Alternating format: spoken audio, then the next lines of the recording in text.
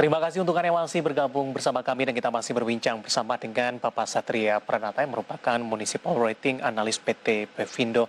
Pak Satria, kita lanjutkan kembali. Tadi sudah kita membahas bagaimana pinjaman PEN ke daerah, kemudian juga syarat apa yang harus dipenuhi, kemudian mekanismenya juga seperti apa.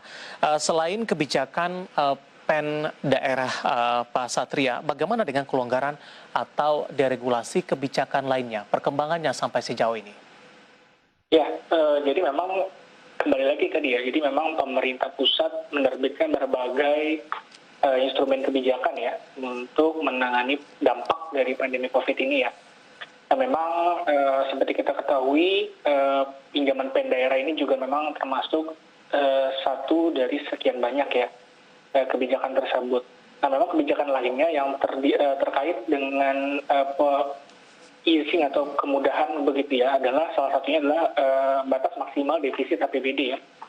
Jadi memang pemerintah daerah itu walaupun memang kita sudah melaksanakan otonomi daerah, tapi memang masih diberikan kontrol oleh Menteri Keuangan dan Menteri Dalam Negeri dalam menentukan kebijakan fiskal daerahnya. Nah, salah satu yang dikendalikan atau dikontrol oleh Menteri Keuangan adalah batas maksimal defisit APBD ya. Jadi memang Pemda itu tidak bisa secara bebas gitu ya untuk menentukan defisitnya. Nah, itu diatur oleh Menteri Keuangan berdasarkan kapasitas fiskal yang terdiri dari sangat rendah sampai dengan sangat tinggi. Nah, kita lihat memang untuk tahun 2021 terutama itu batas maksimal defisit APBD itu berada di rentang 5% sampai 5,8%. Artinya Pemda itu boleh begitu ya mengajukan pencairan pinjaman pada tahun 2021 adalah senilai 5% sampai 5,8% dari nilai APBD-nya. Nah, ini sebenarnya lebih tinggi ya dari historical 5 tahun ke belakang. Untuk tahun 2020 sendiri di antara angka 3,5 sampai 4,5. Jadi memang salah satu instrumen selain tadi adalah pinjaman PEN daerah, jadi sebenarnya ini adalah inline ya dengan kebijakan PEN daerah tadi. Yeah. Jadi Pemda diberikan keleluasaan untuk lebih besar dalam hal bisa defisit APBD, nantinya defisit APBD tersebut akan ditutupi oleh pinjaman PEN daerah atau pinjaman daerah lainnya. Leluasa tapi tetap terkontrol begitu Pak? Iya, tentu tetap dikontrol. Karena nanti kan yang akan melakukan persetujuannya kan tetap di Menteri Keuangan dan Menteri Dalam Negeri ya. Yeah. Jadi tetap dikontrol, tapi tentu kan ada masing-masing unik ya. Mungkin ada Pemda yang memiliki kebutuhan yang lebih besar dari defisit tadi ya. Nah, itu juga bisa mengajukan pelampauan batas maksimal. Jadi bisa juga setiap Pemda mengajukan pelampauan tersebut. Tapi memang yang dikontrol adalah batas maksimal kumulatifnya. Jadi dari sekitar 500-an Pemda itu, Menteri Keuangan akan mengendalikan secara kumulatif, itu adalah tingkat defisitnya adalah sebesar 0,34% dari PDB yang ditetapkan dalam APBN.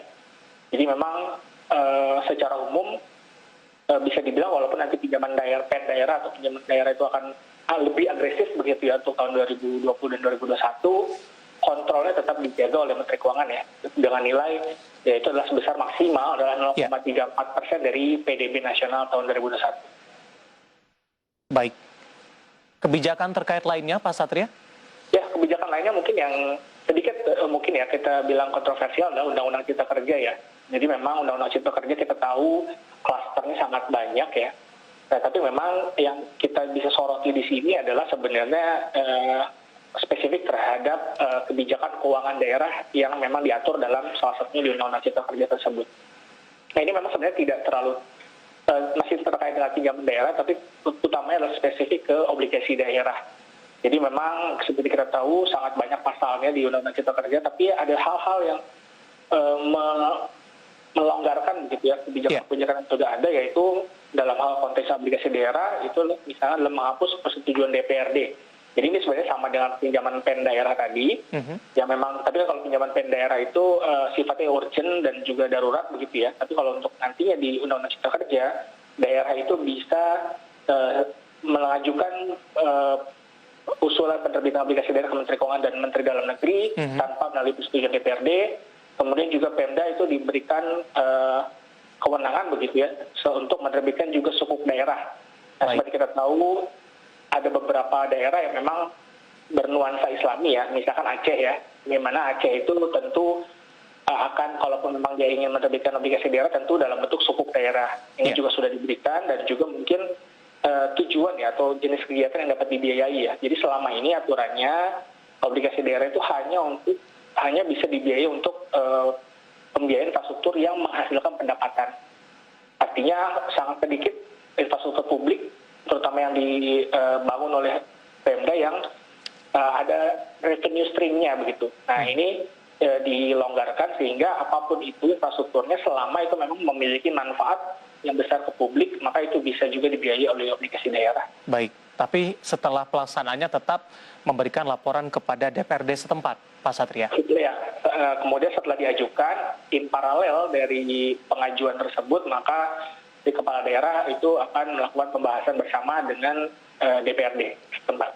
Baik, Pak Satria, waktu kita cukup terbatas. Terima kasih atas penjelasannya. Semoga kita bahas bisa menjadi referensi bagi pemirsa Idea Channel. Sehat selalu, Pak Satria. Sama-sama, Pak David. Terima kasih. Ada Bapak Satria Pranata, Municipal Rating Analis PT Pevindo. Dan pemirsa tetap di tempat Anda karena setelah ini Market Review akan segera kembali dengan topik yang berbeda.